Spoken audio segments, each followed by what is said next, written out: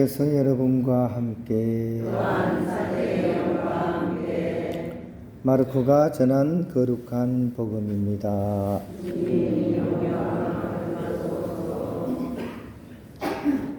그때 예수님께서 티로 지역을 떠나 시돈을 거쳐 데카폴리스 지역 한가운데를 가로질러 갈릴레아 호수로 돌아오셨다.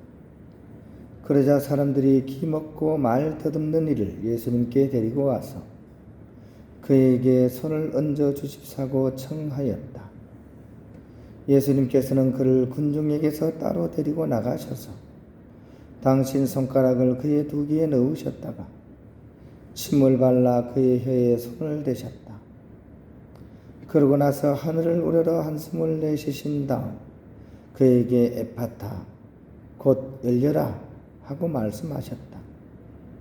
그러자 곧바로 그의 귀가 열리고 묶인 혀가 풀려서 말을 제대로 하게 되었다. 예수님께서는 이 일을 아무에게도 말하지 말라고 그들에게 분부하셨다. 그러나 그렇게 분부하실수록 그들은 더욱더 널리 알렸다. 사람들은 더할 나위 없이 놀라서 말하였다. 저분이 하신 일은 모두 훌륭하다.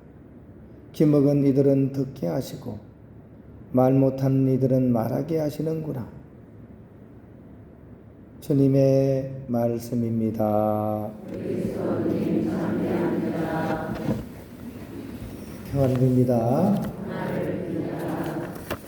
수도원의 형제들이 모여가지고 행사를 하거나 뭔가 이렇게 회의를 하거나 하고 나서 마칠 때 부르는 노래가 있습니다. 뭐 정하진 않았어도 마칩시다 하면서 노래를 부르면 이 노래를 불러요. 우리 모두 함께 모인 이곳에. 목이 좀 쉬었죠, 그죠? 노래는 좋은 노래입니다. 근데 제가 목이 쉬어가지고 못 불렀는데 우리는 형제로라는 그런 노래입니다.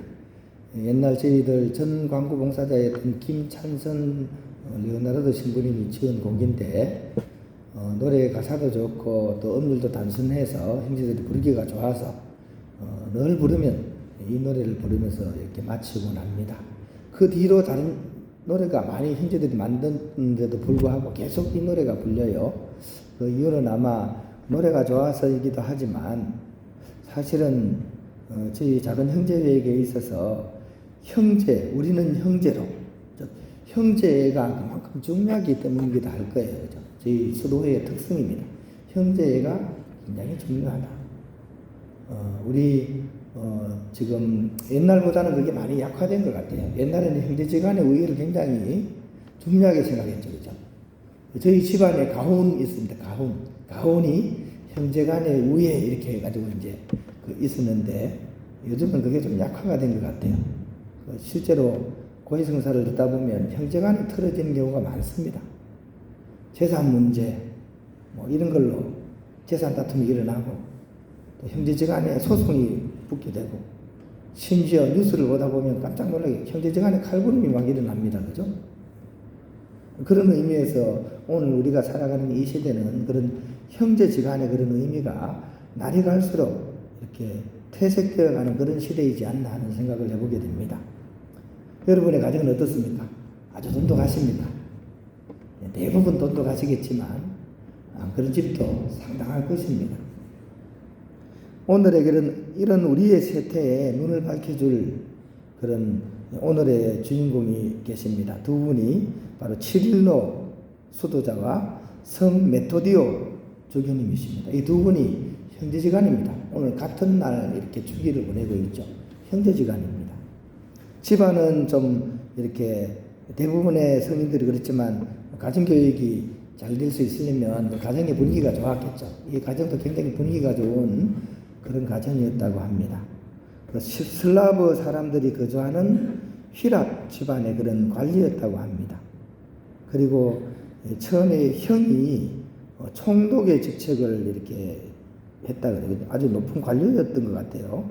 형이 먼저 메토디오가 수도원에 입회를 하고 나서 그 다음에 이제 동생이 수도원에 들어오게 되었습니다. 이 두 분의 업적을 살펴보면 모라비아라는 공작이 종교적인 자율권을 이렇게 원했을 때 이때부터 이 형제가 함께 본격적으로 선교 사업에 뛰어들었다고 합니다. 동생 치릴로는 슬라브의 알파벳을 만들었다고 합니다. 슬라브 민족은 지금으로 보면 뭐 러시아나 이쪽 그죠? 북유럽 쪽에 그쪽 민족이라 보면 되겠죠. 키 크고 막 그런 사람들 있잖아요, 그죠?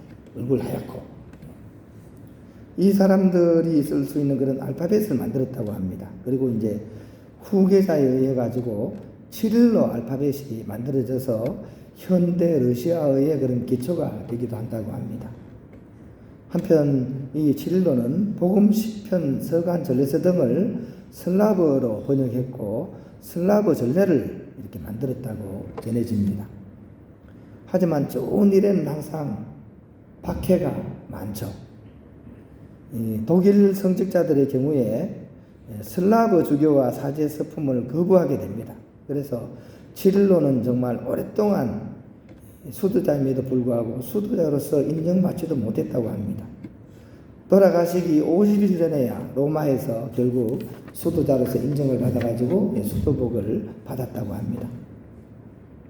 형님인 메토디오는 동생이 세상을 떠난 뒤 16년 동안이나 선교 사업을 더 이어갔습니다.